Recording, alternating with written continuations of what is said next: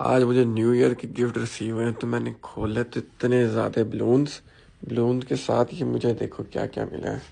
साथ क्या बना हुआ है, जनवरी के साथ जनवरी वाली लास्ट ईयर की पिक्चर, ऐसे फरवरी की पिक्चर जो मैंने पोस्ट की हुई है, ये मार्च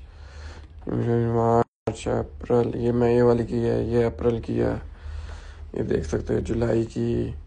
कितने क्यूट से लग रही हैं, सारी मेरी हर मंथ की पिक्चर्स हैं, देख लो। हाय हाय, अक्टूबर में जब मलेशिया गया था अकेला, ये नवंबर की, अक्टूबर पे गए थे, जुलाई की मुहर्रम की है, ये भी अगस्त की जब ज़ियारत पे गए थे, ये बहुत स्पेशल है मेरे लिए।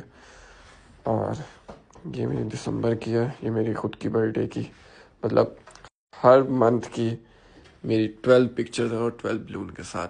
Nice, thank you so much.